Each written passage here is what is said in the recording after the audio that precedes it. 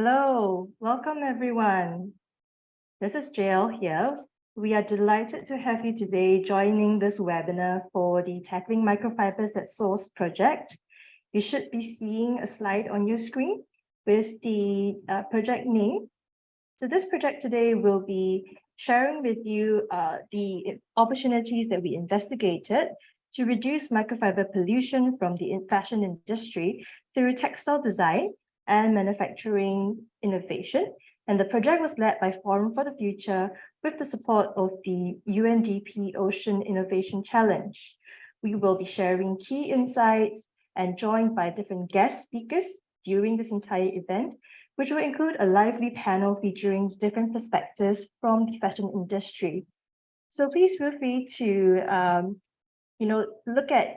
take a look at everyone who's here, open up the Q&A function if you ever need to ask a question, and we will actually be taking that after the panel session.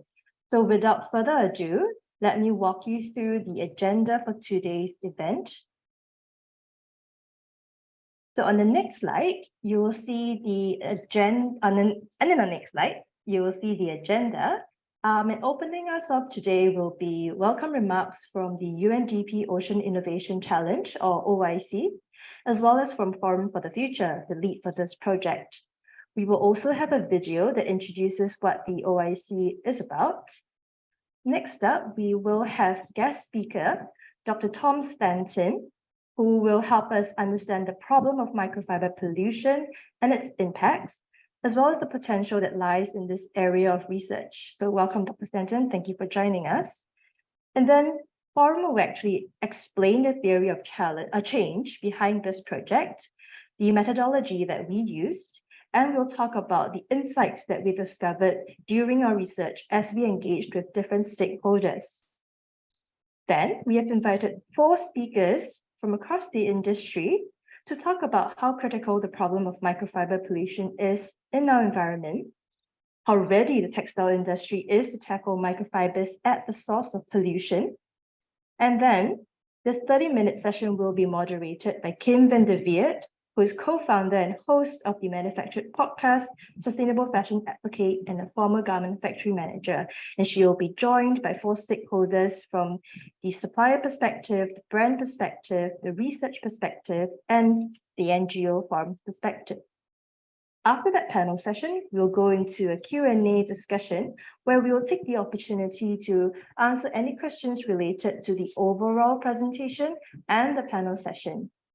So please do use the Zoom Q&A function, which you'll see at the bottom of your Zoom screen, to post your questions. We will only be taking questions from the Zoom Q&A function. When you do, please leave your name so that we can follow up with you after the event if needed. After the Q&A, Karen will walk us through the key recommendations from this project and the next steps that can be anticipated. Finally, I will return to wrap up this webinar session. Now, to kick things off, we have prepared a short clip about the Ocean Innovation Challenge. So as my colleague prepares the video introducing the OIC, you should know that UNDP, with the support of the Swedish International Cooperation Agency, or SIDA for short, and the Norway Agency for Development Cooperation, known as NORAD, created the Ocean Innovation Challenge, OIC, to accelerate progress on SDG 14, to catalyze replicable and scalable innovations for positive and sustainable impacts. Forum is very proud to be part of the first cohort receiving the support of this OIC grant. Now, take it away.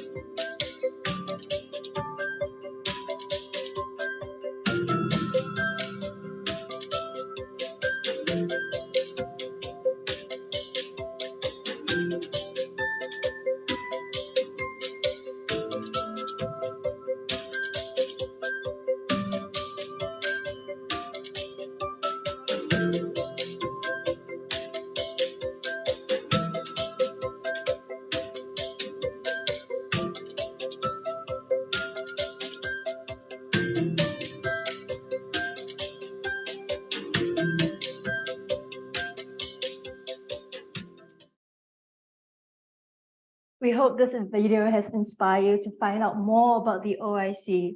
The second cohort of grant recipients has actually just been announced in August of 2022. So please do check out the OIC website for details on the projects that are being supported. And hopefully, if you're interested, look out for the next cycle of support. Now, I am very, very pleased to invite Mary Matthews, the UNDP Ocean Advisor and Ocean Innovation Challenge Manager, who will share some welcome remarks. Mary has guided the project team at Forum over the course of a year and a half leading up to this webinar. So we are very thankful to have her say some words today. Over to you, Mary. Thank you so much, Jael, and thank you very much to the whole Forum for the Future team. On behalf of UNDP, I'm very excited to welcome everyone to the capstone event of Forum for the Future and their cutting-edge research tackling microfibers at the source, supported by UNDP OIC with funding support from CETA and NORAD. This game-changing research investigated opportunities to reduce microfiber pollution from the fashion industry through textile design and manufacturing innovation. Another commitment of this research is to empower textile manufacturers to take an active role in addressing microplastics from microfiber shedding alongside major global brands. Today, after the close of almost 2 years, or a little over 2 years, with UNDP's financial and incubation support, we share the successes, lessons learned, and the replicable and scalable solutions from the Forum for the Future, one of the first ever cohort of the 8 ocean innovators working to reduce marine pollution. This contributes to UNDP's Ocean Promise to support more than 100 ocean innovations by 2030, and Forum for the Future was selected as one of 8 out of 609 initial concept proposals received. We invest in the transformative potential of our ocean innovators to reverse trends and alter business as usual approaches that result in socioeconomic loss estimated at over $1 trillion per year due to ocean mismanagement. As of now, we're running 2 cohorts piloting 17 innovations, and a 3rd cohort will be launching soon. Let me also invite you to learn more about the catalog of solutions for blue economies, coastal livelihoods, and sustainable innovations to reach our SDG 14 goal of improving life below water. A new call for proposals will be coming soon. Through the seeds planted by the Forum for the Future and the continuous support from their partners and collaborators, we hope to see transformative change and a more inclusive engagement in the coming days with the various levels in the fashion industry's value chain towards a more earth-conscious and sustainable fashion. Please look to follow us at www.oceaninnovationchallenge.org. And again, welcome and thank you for joining us today. Thank you, Mary. Thank you, Mary, so much for your kind remarks. It was really a great experience working with the UNDP OIC team, and we had your support throughout the process, so we are very appreciative of that. Now, I would actually like to hand the time over to Karen Sim, Project Lead of Tackling Microfibers at Source, who will introduce Forum for the Future and what this project has meant for us. Thanks, Jael. So a quick introduction to us, Forum for the Future. We are an international sustainability nonprofit with offices in London, in New York, in Singapore, and Mumbai. And we have been working for more than 25 years in partnership with different stakeholders such as businesses, governments, and civil society to shift towards a just and regenerative future, one in which people and planet are thriving. In a just and regenerative future, there is transformation of our understanding of relationships between the economy, society, and planet. We recognize that humans, our economy, and the society that we live in are part of and not separate from nature. The Tackling Microfibers at Source project, which was the partnership led by Forum for the Future with Pharmatex Group and the Nanyang Environment and Water Resources Institute, or we call them NURI for short, seeks to contribute to the understanding of the microfiber pollution problem from textile manufacturing and ultimately to reduce the fiber pollution into our oceans and our environment. We hope that the methodology provides suppliers a means to better understand where microfiber emissions are occurring in their manufacturing process. Our report shares the details of how the methodology was developed and how the findings were derived. However, it is not enough to measure fiber loss in production. We believe it is critical to take a holistic and comprehensive approach to identify and understand the driving forces behind the microfiber pollution problem linked to the textile industry. Why is it challenging to bring about change in the industry? What is preventing suppliers from undertaking more sustainable processes? What role do brands and retailers play in driving or hindering change? We hope that our report sheds light on these critical issues. And so we hope that this work creates momentum and catalyzes action in the industry to adopt transformative solutions that can lead to deep and meaningful changes that not only significantly reduce microfiber pollution in the environment, but also enable the textile and fashion industry to take a step towards building a more just and regenerative future. All our project findings are fully open sourced and available to those who wish to develop upon this work. On behalf of the project partners, we invite you to make use of these insights and build upon them. Thank you, and I hope you enjoyed today's webinar. Thank you Back so to you, much, Jill. Karen. Thank you. I really like how you ended off highlighting that this project is fully open source, and we really invite everyone to make use of these insights and build upon them. So on that note, I want to remind everyone to continue using the Zoom Q&A function to post their questions. My colleague will be monitoring that. Now we get into the heart of the matter. And to share more about the microfibers pollution problem and where it comes from, as well as the potential of research work in this area, I'm very delighted to welcome Dr. Tom Stanton, AXA Research Fellow, Geography Environment at the Loughborough University, UK. Thank you, Jill. So textile fibers are one of the most ubiquitous particulate pollutants in the environment. They're frequently found to dominate surveys of microplastic pollution, which have recorded them in environments from pole to pole.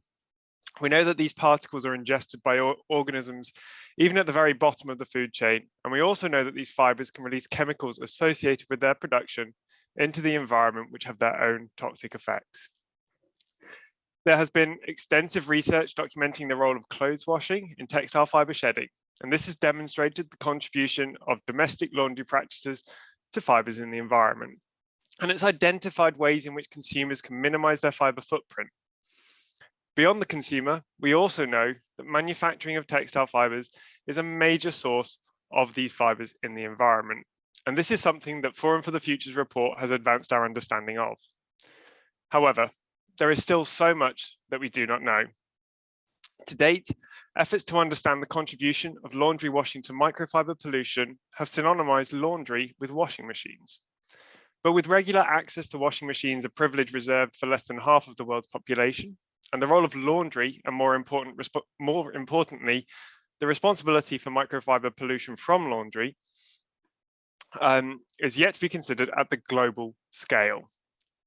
People laundering without access to washing machines are unlikely to be able to change their socioeconomic circumstances or their local infrastructure. But we do know that how textile fibers are made, or textiles are made, can have a big influence on their contribution to microfiber pollution. At the global scale, textile manufacturers are key stakeholders in the fibers that are shed from laundry. And if the fashion and textiles industry is serious about minimizing microfiber pollution, it must not assume a laundry infrastructure and economic privilege that is unrepresentative of the international clothes wearer. For most of the time that microfiber pollution has been studied, its focus has also been on textile fibers, plastic textile fibers such as polyester and nylon. But there is an emerging field of environmental science that is now consistently finding natural textile fibers such as cotton and wool to dominate environmental samples, particularly cotton. The impact of these plastic alternatives represents one of the biggest questions in environmental science today, the implications of which could extend far beyond fibers and fashion. Next slide, please. The fashion industry is also a wasteful one. Its reliance on the unsustainable consumption that it promotes means that microfiber pollution is also a social and economic issue, with brands and retailers also representing key stakeholders in microfiber pollution. There is a pressing need for systemic change across the fashion industry, and failure to consider microfiber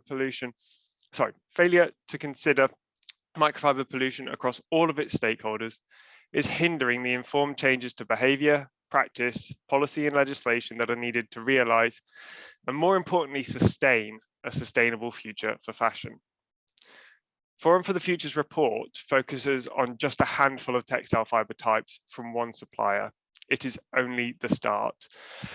But from this, it is also demonstrated that it is not enough to understand the mechanisms of fiber shedding alone.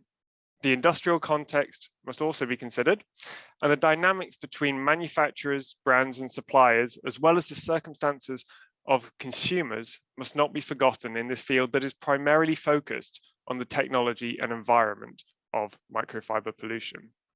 As Ramatex say in this report, the challenge of microfiber pollution cannot be solved by one stakeholder alone. So microfibers are the most tangible connection between consumers and the extensive and varied environmental footprint of fashion. Getting the science, industry, policy, and communication around microfiber pollution right, therefore, has great potential to raise the profile of the less salient environmental and social harms associated with the fashion industry. Changes motivated by the relatable issue of textile fiber pollution will instigate spillover effects that will reduce the extent and impacts of fashion's parallel environmental and social issues. But I would also argue that microfiber pollution represents a pivot point for sustainability debates beyond the fashion industry. As the only area of plastic pollution research that is seriously considering the environmental impacts of alternative materials, microfiber research is leading efforts to show that it is the product, not the polymer, that drives the environmental and social impacts of overconsumption. It is for this reason that I believe fully understanding microfiber pollution has the potential to be one of the most important environmental science questions today.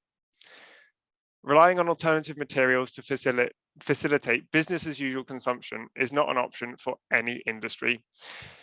We must therefore acknowledge the significance of microfiber research that considers the fiber, not the material, and we must monopolize on it. Thank you very much. Thank you, Tom. We really enjoyed hearing your insights from the science and research perspective and the systemic lens with which you frame this issue. The system change perspective is how we at Forum also approach complex challenges involving multiple stakeholders. But on that note, I'm very pleased to hand the time over to Karen, who will now walk us through this project's theory of change, the methodology, and the key insights that we discovered. Thanks, Jiao. And thanks, Tom. I think I really like how you've, brought that systemic lens. I think it's really relevant because I will as well, when we get to the barriers, talk about that. So let me take you through now the project, starting from how we envision the path of change to look like, as well as the methodology of our research. So this part is the more technical, chunky bits, and it could sound a little dry, but I hope you'll stay with me. So if you can move to the next slide, Liam. Thank you. So that's the theory of change, the background. We know that microfiber pollution from textile is an increasingly serious problem. The fashion industry, and in particular fast fashion business model of mass production within a short period of time, plays a big part in this. We know that suppliers are a crucial part of the supply chain. So if we want to be successful in tackling this problem, suppliers need to be an equal driver of change. Now, the challenge we face is that we don't know enough about upstream fiber emissions. Suppliers are not incentivized to develop or implement solutions. The structure of the current business models limit the potential for supplier-driven innovation and ultimately industry transformation.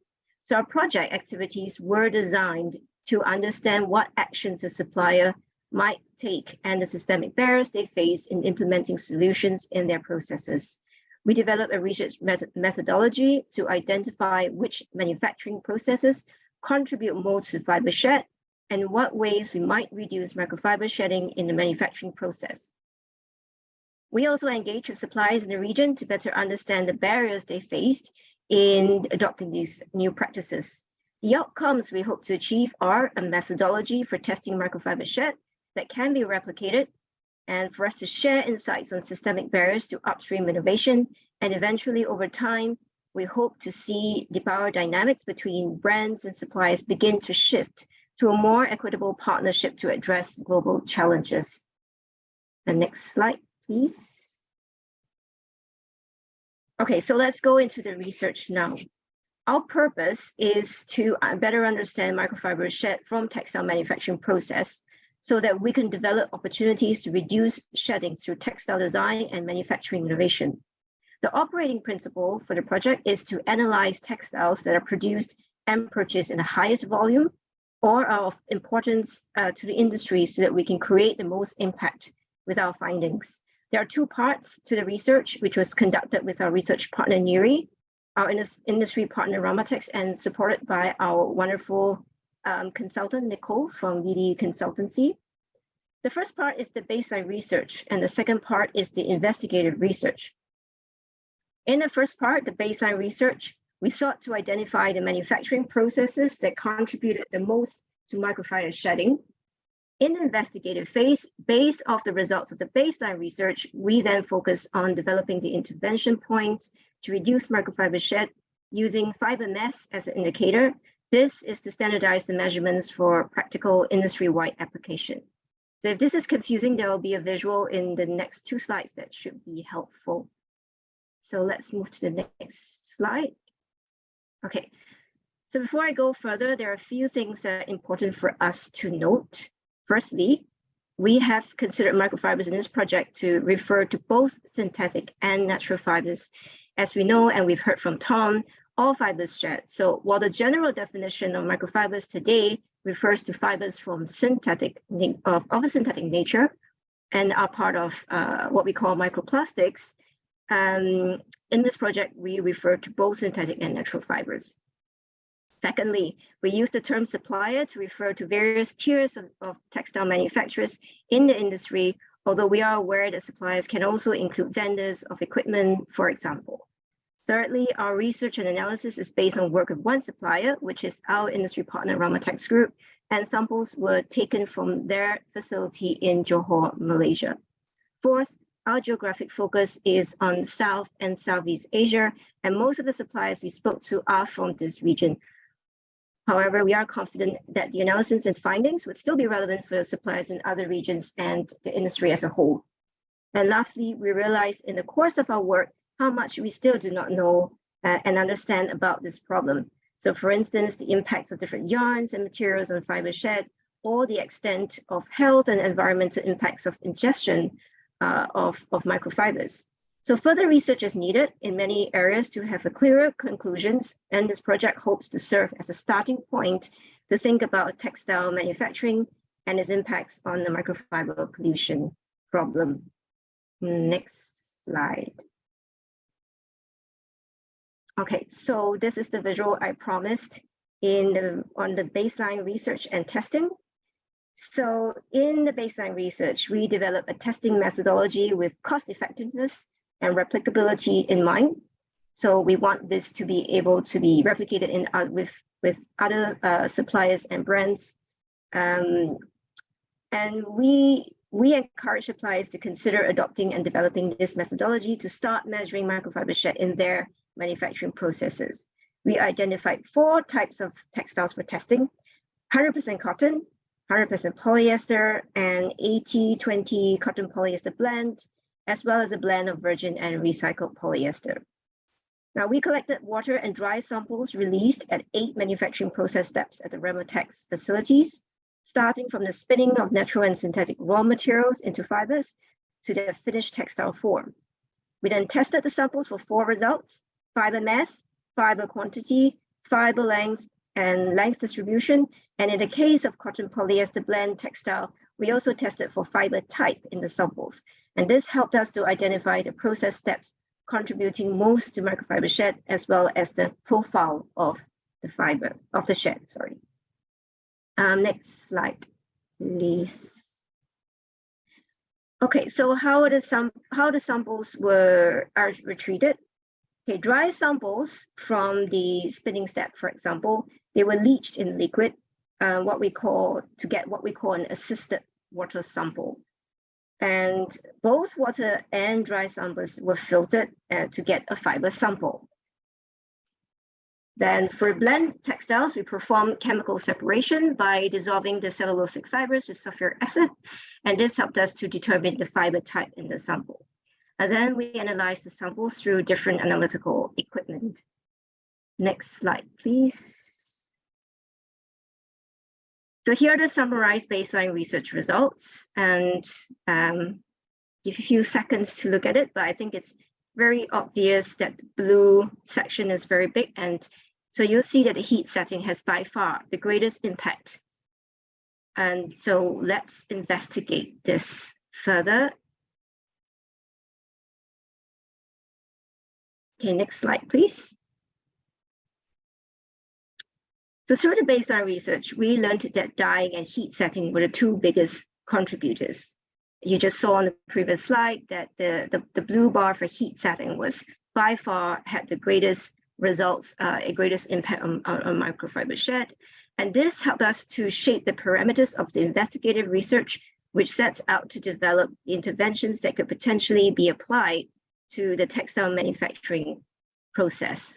So I hope this visual helps to sort of give you an idea of what I was just saying on how the baseline research results actually guided us towards the investigative research step, which was looking at dyeing and heat setting. Okay, next slide. Okay, so we're still at the baseline research. So when we analyzed the results of the baseline research, we also interviewed the Rhomatex staff to understand if their observations and industry knowledge lined up with what we found in the baseline findings. And they told us that dyeing process should be prioritized for further investigation due to the amount of heat, mechanical and chemical stress that is applied to the fabric as it undergoes a treatment in the dye tank. In comparison, the fabric undergoes far less stress in the heat setting pattern. To complement this, we also conduct our own desktop research to find out more about the dyeing and water-based process steps in textile manufacturing. In setting the scope for the investigative research, the input from Rhomatex and NURI was really critical. The selected textiles and the variables for intervention based on the dyeing setting were informed by the practical and operational considerations of both research partners. So we in the investigative research scope, our objective was to test if changing the variables of temperature and duration reduces the microfiber shed. We decided to focus on the 4 textile types that you see here: 100% polyester, 100% recycled polyester, 100% cotton jersey, and an 80-20 cotton polyester fleece blend. We decided to intervene in temperature and duration applied to the textiles, creating a range of different test points in the lab based on the general dyeing settings given to us by Rhomatex. In this phase, we focused on measuring fiber mass to align with the wider industry that was also looking at fiber mass. Next slide, please. With the recommended interventions, we visited the Rhomatex factory to test these findings with the staff and learned that if we put the lab temperature and duration points into practice, they would compromise the final quality of the product. So not at the moment commercially feasible. Learning this, we then expanded our scope of the research to look at existing dyeing processes, innovations and technologies, and deepening our understanding of other important factors that influence microfiber shed upstream, including the significant impacts of various yarns, material types, and the importance of adequate filtration and wastewater management systems. Critically, we realized that transformative solutions for the microfiber problem are likely to involve a significant level of cost and risk, and this is largely expected to be borne by suppliers. We realized there were larger systemic barriers at play that discourage the adoption and scaling of innovations with the potential to eliminate or greatly reduce microfiber shed upstream and wastewater management to the impact of material types in construction. We discovered that transformative solutions for the microfibers issue involve a significant level of cost and risk. Okay, without addressing the complexity of relationships in the supply chain, the power dynamics between suppliers and brands, and the perspectives, motivations, and biases that underpin this, we fail to fully capture and understand the conditions that need to be in place for transformative solutions to take root and scale. Through this lens, we continue to engage with different stakeholders, global brands, including H&M, our outreach partner, and a group of their South and Southeast Asian suppliers. We engage other suppliers in the region, we engage industry experts, and we also engage Microfiber Consortium, Fashion for Good, OceanWise, and the other organizations that were also working on this, on sustainable fashion issues. We also presented our learnings at various conferences and summits in 2022, just for us to gain further insight from the feedback to our sharing. And all this helped to inform the solution, outcomes, impact analysis, and recommendations presented in this slide. Next slide, please. So let's look a little bit at dyeing, because we said dyeing was the most impactful. It is a problematic step for 3 reasons. Firstly, water consumption. It uses a lot of water. It contributes a lot to water pollution and impacts on human and organism health. And it uses a lot of energy because in the dye tanks, conventional dye tanks, the water is greatly heated up, and that uses a lot of energy. So can we find more sustainable solutions to how our clothes and apparel are dyed? Yes. There are numerous potential options within the dyeing process involving chemistry and machine-based solutions, all with their advantages and disadvantages.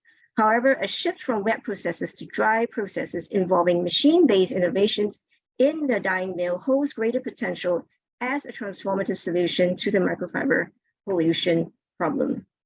Yet we have to ask ourselves the question, would dyeing solutions on their own, could they solve the problem?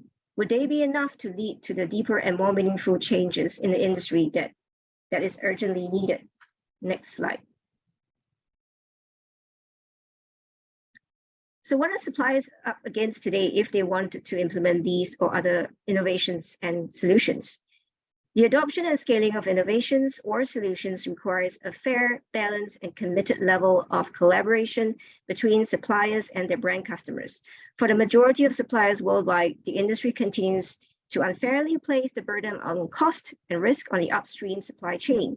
In the current landscape, even if the manufacturer does, they're able to cough up the investment, brands do not necessarily commit to the ensuing outcomes. And with machine technologies estimated to range from 150,000 to 200,000, this daunting undertaking can put off many suppliers entirely. It should also be noted that operating costs for maintenance and upkeep of the machines often outweigh the key investments, making them a long-term expense for the manufacturer. So then we can move to the next slide on key barriers. Well, we believe that actually the previous slide. We believe that the textile manufacturing industry has great potential to drive transformation. However, the potential that suppliers hold in this transformation is often overlooked, and change initiatives are mostly led by fashion brands. This is problematic because the solutions in changing wet processes and dyeing will require suppliers implementing these in their day-to-day manufacturing processes. These solutions, especially those that are potentially transformational, require significant investment upfront.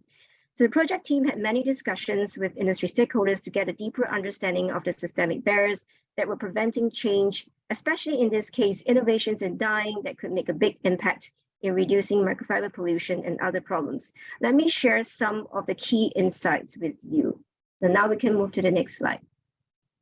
So firstly, the vast majority of suppliers will only take on new solutions if they're viable, that is, if their brand customers are also willing to share the cost of upfront capital investment to implement these changes.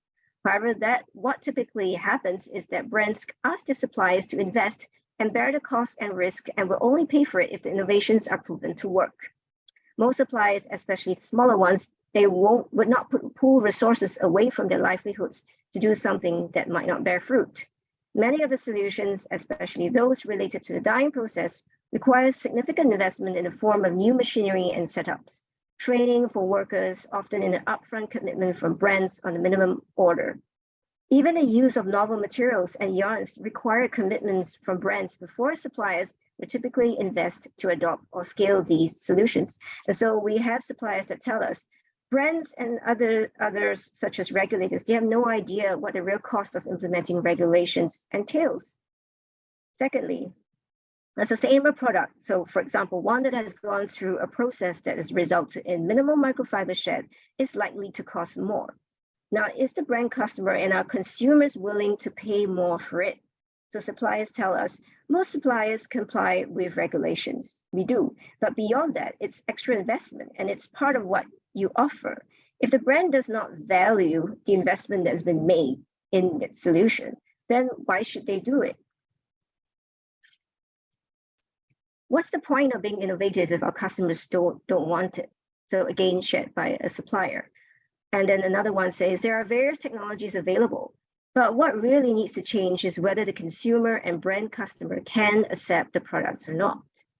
Next slide, please. Just checking. Oops. I'm a bit over time, so just quickly share on the third, fourth, and fifth slide points. Brands can sometimes have a certain bias on what suppliers can or should do. And even when a supplier tries to propose something different, they are told to focus on their core products and leave the ideas to others. Fourthly, most suppliers are not incentivized to lead in innovation for more sustainable products. So we've already discussed a lot of that. They're not incentivized because they have to bear so much of the investment upfront. So on the other hand, brands also tell us it's not that we don't want to. We have sometimes tried to, but we don't hear back from the suppliers. So I think it is something that needs to go both ways. And this is not just on the brands to do something. Suppliers also need to step up. And lastly, transformative change in the supply chain to tackle the problem can only begin when both of these two sets of stakeholders agree to act collectively to design solutions and work in true partnership. So as I said, both sides need to step up to the challenge. Next slide, please. And this is the last part of the barriers. And a really important point is that the industry tends to veer towards comparisons that are overly simplistic so as to find quick fix solutions. So for example, one example is there are calls to move away from synthetic fibers such as polyester towards more natural fibers such as cotton. Many brands and retailers were using more recycled materials in their products and market these as more environmentally friendly. Consumers then assume that these products, because they are made from natural fibers or because they're made from recycled materials, they have a smaller environmental and social impact. But this is not necessarily accurate, as all materials have environmental and social impact. So it is not possible today to conclude which materials are better or best. And the best example I can give is really the cotton versus polyester. And that we really cannot say which one is best or better among the two because they are so different and they have very different uses. The industry really should move away from these quick fixes and comparisons and undertake more research on understanding the specific fiber shedding profiles and work towards improving their overall sustainability profile as a whole. So now, finally, I will take a break and move back to Jill. Thank you so much, Karen, for these illuminating words. So right now, we actually do have a panel session that will be coming up very soon. So I'm very interested to hear what our four speakers have to say coming from their viewpoints in different parts of the industry. And as our panelists get ready, I would like to actually introduce you to each of them. So as I've mentioned, the moderator for today's session is Kim van der Weert, co-founder of the Manufactured Podcast, sustainable fashion advocate, and a former garment factory. So Kim is very well placed to talk us through with the speakers on how critical is the problem of microfiber pollution in our environment and how ready is the industry to tackle microfibers at source, what potential does it hold for systemic change in the industry. And from the industry, we will be joined by Keith Ma, the Strategic Director of Ramatex Group, who was a partner in our project study, Mia Gunawan, Chemicals Impact Lead at H&M Group, and H&M were an outreach partner for this project. And you've seen him present, you've heard what he had to say. Dr. Tom Stanton, AXA Research Fund Fellow, Geography and Environment at Loughborough University, UK, will be returning to join us. And rounding up the panel will be Karen, Senior Sustainability Strategist at Forum for the Future. Kim, I'm so pleased to hand it over to you now to take it away with our 4 speakers. Thank you, JL, and thank you to everyone who's presented already tonight or today, depending on where you are. I'm going to jump right into it because I know we don't have a lot of time and there's a wealth of expertise on this panel and I don't want to waste a moment of it. And Keith, I want to start with you because something that's come up repeatedly in the presentation today is, and I think maybe someone said it verbatim, I think it was Tom and Karen, or maybe just one of you, I don't remember, but somebody said these are challenges that no one company can solve alone. And so I'm curious to hear from you, Keith, how would your operating context as a part of Ramatex have to change if you wanted to really reinvent the way that you're dyeing fabric? And that could be policy environment, it could be design requirements, relationships, expectations. Great. Hi. Yeah, thanks for giving me the chance to speak on this topic. I think, yeah, to answer the question, there are several factors here at play. It's a mix of push factors and pull factors. So you mentioned, it could be government policies and regulations in terms of wastewater treatment, for example, is one of them. And that determines how certain manufacturers operating in that country have to treat their wastewater before it's being discharged. But I think if we speak, in the context of today's conversation, a lot of it has to come from the pull, right? What's the demand? So when we think of demand, manufacturers, we think immediately, okay, the demand comes from our customers, our brands. But demand for the brands actually come from the consumers. So when we look at that perspective, the consumers, today they get a lot of information from different sources. Sometimes those sources may or may not be fully accurate around what is sustainable, but nonetheless, they drive a lot of demand for certain type of products. And very often brands do actually have to respond to that and react, able to meet those demands.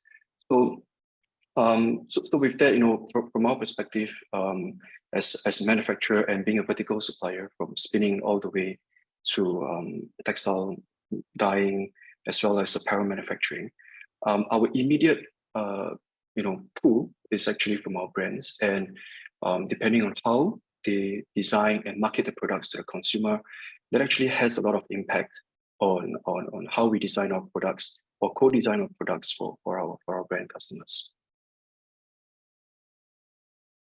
So can I ask specifically, Keith, I mean, in the case of, I know you're trying a few different solutions on the dyeing process or thinking about it at least. And I'm curious, like, could you share specifically if you were going to change your dyeing process with a view towards reducing the microfiber shed, what within Ramatex would you want from the consumer?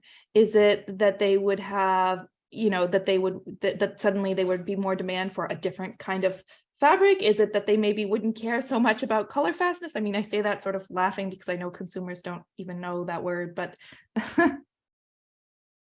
Yeah, I think if I'm to be a little bit more specific, I think when we look at the research that we have done together with Forum for the Future, NURI, and UTM, one of the very interesting result that comes out or conclusion, I mean, it's an extreme conclusion, is that actually a black fleece generates the most amount of microfiber shedding.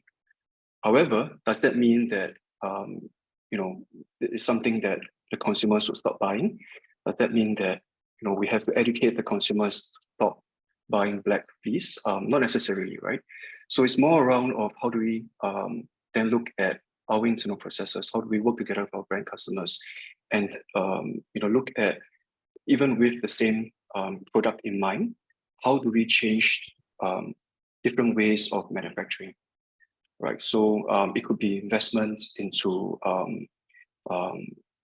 dyeing machines that are actually more gentle in the dyeing process. It could be new technologies that are currently already available that does not require a dyeing tank, right? To actually dye the fabric. It could be printing colors onto the fabric instead of going through the dyeing process. So those are just some examples that we can look at together with the brands.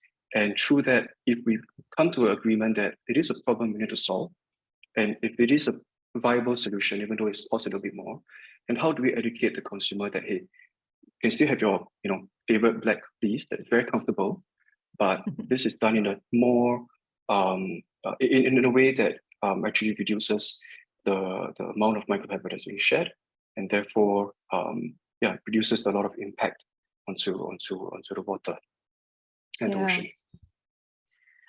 Thank you, Keith. It's actually what you share sort of echoes a lot. I mean, I hear a lot from suppliers when we're talking about sustainability challenges in general about, that one of their struggles is this tension between design and quality requirements and sustainability requirements. And there seems to be this desire that we sort of have to reframe these things that maybe we today think about as undesirable attributes to actually that consumers start to embrace those things as features, So I want to ask you just very briefly, you mentioned already, but you're a vertically integrated mill. So you have the benefit of sort of having control over all of these production processes. But how do you think, if you were, either operating in a different context, a different country, or you were operating at different tiers, how do you think these challenges might be the same or different for other types of suppliers?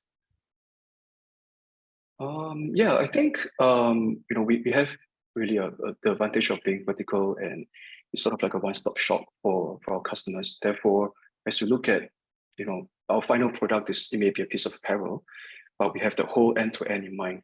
I think the challenge for depending on which part of the supply chain you are, you only see one part of that supply chain. So for example, if you are just a fabric manufacturer, your demand actually comes from the apparel manufacturer, and not having the full visibility from what the brand wants. And if you go further upstream, if you're just a yarn manufacturer, it's even harder, right, to see where that angle is. With that in mind, then again, it really depends on what is the business model the brand or the supplier is operating on, and it really depends on what kind of relationships then the brand would like to have with the entire supply chain. We are lucky, the brands that we work with, they would like to have a view of the entire supply chain, but not all brands are like that. Some suppliers, they want to know everything, right, the end to end, but some they don't. So those are the different contexts in terms of depending on which part of the supply chain you are and what kind of business model. Right. Yeah. Thank you, Keith. And speaking of brands, I want to turn to Mia. And Mia, I want to ask you, because Karen has talked a lot throughout this presentation about distribution of financial risk. And I wanted to ask you, I want to spend a little bit of time understanding your constraints, because and what about your operating context would need to change in order for you as a representative from a brand to be able to give the kind of support that has been described throughout this presentation. Yeah, first of all, thank you for having me here. And I would agree, and I would say that all my brands friends who are here today would also agree that this is a complex problem, right? I mean, there's no one single fit solution to all. For example, like from H&M Group, we have what it's called the green investment. So we would like to invest on these like more sustainable green projects. But actually the reception from our supply chain is rather not as as positive as we would hope for, because there's actually a lot of money available out there. It's not just from brands. There's a lot of money available from development banks, from IFC, from HSBC as well, if you can consider HSBC as development banks, from countries, from UN as well, and etc., from investment VCs. There's a lot of money out there, but there's it's always like a questions of like, how should I spend it? Which technology should I spend it on? And also from a brand side, I think like what Keith said was very true. Like depends on like what we design and depends on like what customer wants. We can really like influence the way our products are being manufactured. And unfortunately, the understanding at this point is not that great. So we are really just like scratching at the surface level here. And then I would say that like, I mean, at least in H&M Group, we're trying to understand this better. And I'm sure all the brands that are here, why they're here is because they're concerned about this. I'm sure they're trying to understand that better as well. Because there's a lot of cases where in some of our suppliers, for example, they have both options available. One is the more sustainable dyeing process, let's say a cold pat badge, and one is the conventional jet dyeing machine. They still use both, right? I mean, and so we asked, like, why can't you just use the cold pat badge? Why do you still have to use the other one? And some of them have conventional printing and also digital printing, also at the same spot. And the question is not, I mean, the answer is not always like price or quality. It's a mixture of both, of course. And there's some products that you can only produce using cold pat badge. There's some products that you can only produce with, let's say, digital printing or with jet dyeing and so on and so on. So like these types of differences are what we would like to really understand. Like what kind of product, what kind of shade, what kind of yarn types, and like yarn length, yarn fiber, what, et cetera, are suitable for this specific process and or the other, or vice versa. And these knowledge, then we can use this to then really drive the design phase, because there's also the demand from our designer friends. Like they're continuously asking us, what will be the sustainable design? And unfortunately, the answer is not super straightforward. Like you just said before, there's it's quite difficult to say which one is better, like polyester or cotton. Is also similar to say that like it's quite hard to say like which one is the better process. So this is also a lot of things to be considered. But I would say like from a brand to supplier relationship, definitely like we all acknowledge that we need to work together better. And I would say that like almost all like the big brands are trying to do this. But the problem is that, like I said, the understanding of like what is really the core of the problem, like how can we make like one sustainable decision over the other, this understanding right now is not at the best right now. There's still a long way to go. Yeah. I wouldn't say that we don't know anything, but there's still a long way to go. And then it's like an onion, like as you go to one layer, complexity, et cetera. So that's Thank you for painting a picture of that. I mean, I think as you say, it's like an onion and it's multidimensional. I think the one thing on the finance, I think you're right. I've talked to a lot of suppliers who maybe aren't aware of financing opportunities that are available to them. And that is maybe a gap that, but on the other hand, I think that it's not just something that I also hear is that it's not only about financing, right? It's also about price. And that this thing, and I hear a lot of suppliers say to me, is my business even going to be around in 10 years? And so in that sense, does it make sense to take on ultimately more debt, right? I also,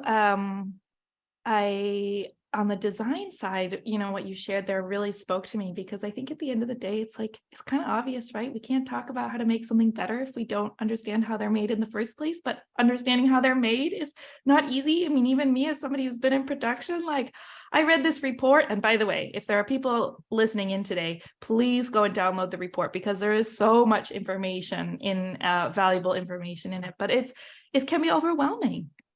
Yeah. Tom, I want to turn to you, and I actually want to pick up on something that you said in your presentation and ask you to just maybe elaborate on what you meant by it. Because you said, you know, and I'm maybe going to butcher it, but it was something to the effect of, you know, that there's research happening, there are research efforts now to show that it's the product, not the polymer, that's the product, that's the problem. Can you tell, what does that mean? Of course, yeah. So the idea there is that there's been a lot of work that's focused on plastic as a problem material, and as has been touched on today, that's led to many industries, many organizations moving away from plastics, moving to plastic alternatives, and promoting them as being green based on this sort of misplaced precautionary principle. Because it's not plastic, it's good for the environment. So it's the product, not the polymer. What I'm trying to say there is that the reason that we have something in the environment is because of what we're selling, what we're buying. It's not because of the material it's made from. And if we consider it to be a problem, a materialistic problem alone, then we're potentially going to be introducing alternative or new problems to the environment that we haven't fully understood. That's really interesting, because I think, you know, within the fashion industry, there's a lot of emphasis right now on preferred materials, on switching to different, you know, making targets around certain material types. And when I talk to suppliers, the thing I hear again and again is, okay, materials are important, but we have to talk about the production processes. I want to talk about the production processes. I'm producing for a brand and they've had me switch all my cotton to organic, and that's great. But then they're having me do all these treatments on it to make it look old and vintage. And, you know, what's the point? So thank you for elaborating. I want to ask you also very quickly, and then I'm going to turn to Karen. If brands and suppliers wanted to act on microfiber shedding during their production processes, what kinds of evidence or information could the research community offer? Well, certainly from the environmental side, we can investigate what's actually in the environment in a lot more detail than I think we have done, you know, since this started being looked at. So we can probe the types of fibers that we're retrieving from the environment to much more than just their fiber type. We can look at the dyes that have been added to them, for example. We can also then look at the ecotoxicological effects of these different fibers on organisms. So we can give an indication as to which fiber types are particularly problematic once we get them into the environment, and then we can actually comment with a bit more specificity than we have done to date about what types of fibers are dominating different environmental matrices and different geographies, provided that we are obviously equipped with sort of time and funds to do this, because it's not cheap. And then the research community is not just scientific in this field as well. So from the social side, we can consider why people buy different items of clothing, what the properties and the values that they associate with different types of clothing are. We can consider how they actually care for these different types of clothing as well, because that will have an influence on how frequently they're washed, for example. And then we can actually try and, or we can look to understand what the implications of changing materials or the marketing that's around these products might be as well. So we can much better inform the communication around the issue by probing sort of social science methodologies that hope to unpick, if you'll pardon the pun, the relationship that people actually have with these marketing materials. Thank you, Tom. Karen, I want to turn to you for sort of final reflections, but also more specifically, you know, whether this research project shed any light for you on how brand supplier relationships would need to change in order to embrace some of the technical solutions that the project puts forward. Yeah, definitely, Kim. I think when we started on this project, there was a very heavy focus on the technical side of things, technical research. So we were doing that, and then we started to, as part of our primary research, started to speak to more and more of the people in the industry, the suppliers, and then we kept hearing the same things. We kept asking them, you know, what are some of the solutions that you that are on the market that you've thought about, and why are they not working? And they said, well, actually, it's not that there are no solutions. And it's not that we don't want to develop solutions, not that we don't want to implement these solutions, but these solutions, these innovations, they cost money. and they are investments. And a lot of times suppliers end up bearing the largest, the cost of these investments. So you're running a business, and not all suppliers are large, but some of them are pretty small. And then they start thinking, well, if this is going to be such a big risk for me, then maybe I'm just going to do what's enough. I'm just going to comply to my regulations. I'm going to do what the brand customers are telling me to do, and then that's it. I may not want to do more. So we kept hearing these sorts of things coming to us, and some of them were pretty large suppliers. I'm giving us examples of how they've tried different solutions, more sustainable solutions, but their brand customers say, well, actually, we don't want this because it looks, different from the usual offering. And we don't think consumers are going to accept that. So no, thank you. So we kept hearing this. And in the end, we told ourselves we had to bring these insights back into the project. And so it wasn't just a technical part project, but also much larger and beyond that. And I think this is important because we hear a lot about technical solutions, and humans are so creative and we're so good at coming up with new innovations and technical solutions. I have no doubt we will find a technical solution for this. But the larger question, the larger issue that is less talked about is the brand supplier dynamics. And these are maybe a bit more challenging or tricky or prickly to discuss, but I think it's really important to bring them out so we can unravel them in openness with the industry, with all the stakeholders, so that we can really move systemically, shift the industry towards lasting and deep change. Yeah. Thank you, Karen, and thank you to everyone here. There was so much more that we could talk about, but I thank you for your willingness to come and talk, at least briefly. As you said, Karen, these are prickly conversations, and I am really grateful to all of you for being willing to share and speak candidly. And with that, JL, I'll hand over to you. Thanks, everyone. Thank you, Kim, Keith, Mia, Tom, and Karen for all the wonderful insights. And I think many of the attendees are really inspired. We've had quite a few questions come through. For those we could answer, we have already answered your question. But now I am quite happy to move on to the Q&A. And unfortunately, due to time, we will have 5 minutes for this section. So as you know, that when you were registering, we were actually collecting your questions through the email registration. And we also have received questions today, obviously. We will answer as many questions as time allows, but those that we are unable to respond to, we will look up your name and email you to follow up directly. For logistical reasons, I will not invite attendees to speak their question, but I will read them out on your behalf. So the first question that came in earlier today was, are there any plans to repeat the study in more manufacturing plants to get a larger sample scope? So no, within the scope of this OIC funding, we won't be repeating or upscaling the study, but we are in conversations with different stakeholders on potentially supporting other industry players to replicate and upscale the methodology. So please reach out to us. We will share our email address if you have any questions or interest in this topic. The second question I will take comes from Purple, who works for a brand. And she asked, I'd like to learn more technologies available in the market to tackle microfibers at both pre-consumer and post-consumer end. So Purple, our report has actually suggested a few types of dyeing technologies that brands, retailers, and suppliers can look at because we have identified this step as a major contributor. But as you have heard from the panel and throughout this presentation, these are just starting suggestions. What is important is to address the systemic conditions and to help create the brand supplier collaborations and conversations that will help these solutions take root and scale in the long term. So I'll move on to the next question, which is actually pretty interesting. And I think I will give Kim the time to speak here. So Vesta asks, how would research in this area result in advocacy work or campaign and programmatic interventions, especially given the sensitivities of the sector in developing countries? So Kim, because of the nature of your work, I wanted you to weigh in on the advocacy supply end of things.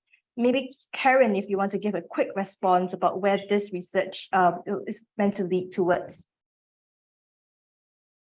Hi, yes. So the methodology itself, we hope, can be something that can be replicated by other suppliers or other brands in conjunction with their suppliers, so that they can start measuring their own fiber shed within their own facilities. So that's one way that we hope the research can be taken forward. But also, I think if you read the report and if you listen to us talking today, you will know that there are many, many different gaps, various gaps still within the science and the understanding of yarns and what are the impacts of materials. So I would say that one next step could be for stakeholders to come together collectively to commission more research so that we can better understand this problem. Kim, how about, he was talking about how different developing countries have different sensitivities. How would programmatic or advocacy interventions look like in those countries? Yeah, I mean, I don't have an easy answer. The short answer is it depends. And this is something that I think, I hear a lot, right? Is it depends on the context. So maybe not even at the national level, but maybe even at the provincial level, what the infrastructure looks like. It also depends on the product and what the product, what kind of production processes we're talking about. But I think the starting point for any of this is, I think, it's hard to have a good conversation about how to make something better if all parties don't have some understanding of how it's made in the first place. And so that would be one of my thoughts, is that, we really need to invest in, all the stakeholders need to invest in understanding what these production processes are. And that includes brands, but also suppliers, and I'm guilty of this myself. I was working at the cut and sew level and doing digital dye sublimation. So, kind of finishing technique. And I didn't know enough about how the mills were making the fabric that we were buying from them. So that's, I think, one thing. And then I think the other thing is, that like I really promote or advocate for solutions that are not so prescriptive, but that just bring the stakeholders together to the table to see what makes sense given the product, given the operating context, because the solutions are going to look different everywhere. So yeah. I hope that's not a non-answer, but. Yeah, thanks, Kim. And speaking of important stakeholders, of course, government and regulators would be a very important part of the equation, and the report does touch on this. And I would take two questions tying in Tamara and Carolina's question. So Tamara asked if there was interest from governing bodies to update regulations based on our research findings. The short answer is yes. We are in touch with a few organizations who have links to advocacy work towards regulation, and we are sharing with them this report. Hopefully there will be some fruition there, but I wanted to tap onto this other question that came from Carolina relating to regulation as well. So microfiber content typically goes unnoticed in industrial effluent streams. Is the adoption of microfiber content limits as part of discharge permits likely to happen? It's a very technical question. I think I want to invite more Mia to speak at the brand level. Are you hearing anything on the horizon? Because as far as we know, there isn't a widely agreed upon standard or quota for the limits.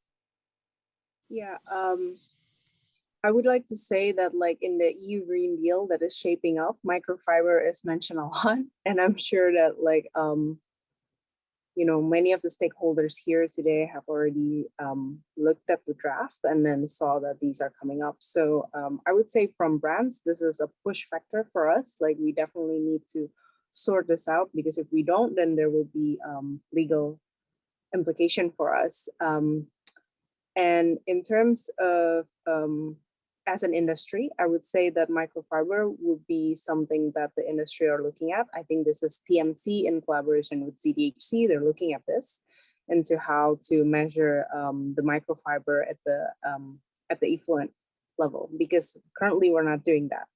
So there's a lot of work needs to be done in order for us to be properly measure. And I want to tap on that. I want to tap on that sentiment to actually ask my closing questions, and I will direct this to both Tom, followed by Keith. Tom, you spoke about getting the science, the industry, the policy, and the communication around microfiber pollution right will have a great potential to raise the profile of environmental and social harms associated with the fashion industry. So if you had to give a couple of key messages to a policymaker with decision-making powers in the fashion industry, what would you focus on?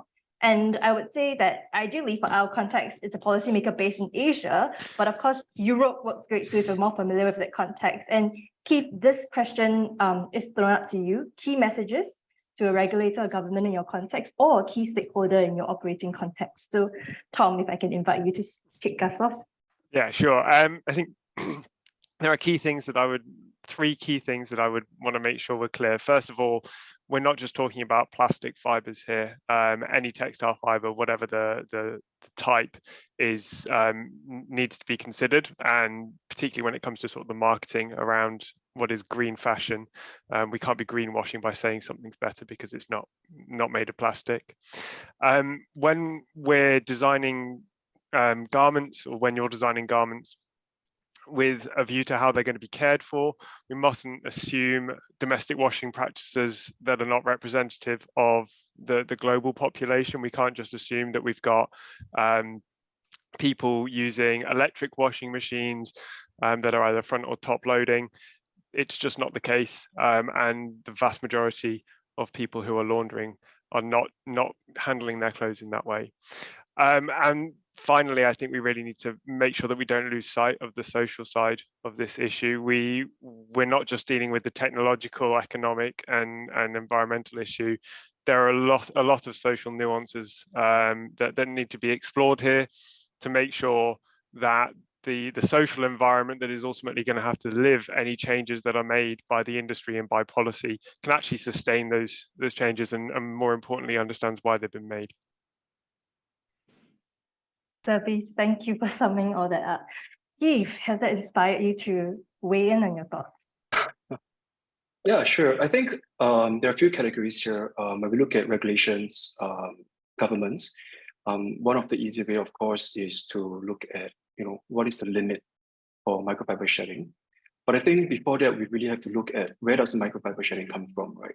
So from a manufacturer point of view, the manufacturing process is one aspect of it.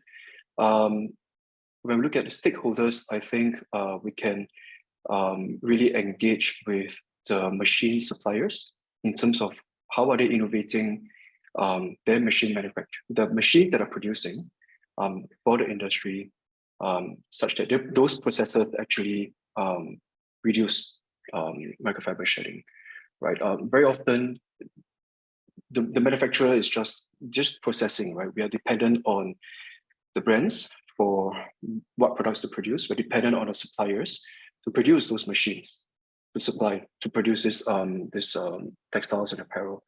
So so I think if the machine suppliers are able to be part of this conversation down the road, I think, and even chemistry suppliers, dye stuff suppliers, that's able to say, okay, we have certain dye stuffs that are able to require a lower temperature, require XYZ, and therefore it's going to reduce microfiber shedding. I think those would be things that would be very helpful. Yeah, I think you hit the nail on the head. Collaboration is key, and in fact, our research is just a starting point for hopefully more conversations like this to emerge. And on that note, I want to hand over the time to Karen. Thank you so much, panelists. We will be taking you off spotlight as we hand over to Karen to walk us through the recommendations and next steps. Yep. So I had actually prepped a list of recommendations, which I will not go through because we've run out of time. But I really want to direct people to go to report, because we have a lot of information which I felt like we just throw in at everybody today. But go to report, because everything will be much better explained, the technical side of things as well. So we also have a list of recommendations for the various tiers of suppliers as well as brands, and we also have a short list of recommendations for policymakers as well. So please do go look at that. And as for next steps, we are actually charting the way forward with brands and with other suppliers, retailers as well, who might be interested in building upon the work we have started and exploring how new ways of collaboration between these stakeholders could look like. So I would say, please get in touch with us if your organization is keen to be involved in the next steps, and we can see what magic can happen next. So thank you very much. Brilliant, thank you. Thank you so much, Karen. So we've come to the end of this webinar, and a heartfelt thank you to everyone who's joined us today. This session is recorded and we will upload it onto Forum's YouTube channel. So if you have anyone you want to share this with, it can be circulated. Please do check out our other work on Forum's social media as well at the links that are being displayed on the top right corner. Now, I know we had quite a few questions come in, but we were not able to answer them. So thank you for putting your name. We will be able to follow up with you over email. But if you didn't put your name, I invite you to take down Karen's email address, k.sim@forumforthefuture.org, and write us with your questions so that we have a means of reaching out to you. Finally, Forum would like to thank all our partners for making this project possible: Ramatex Group, Newry, UTM, H&M Group, and our collaborators for illuminating the way, Nicole of VDE Consultancy and Kim van der Veert. Most importantly, a big thank you to the UNDP Ocean Innovation Challenge for this opportunity to break new ground on this important topic of microfibers. A good day and a good night to wherever you are in the world.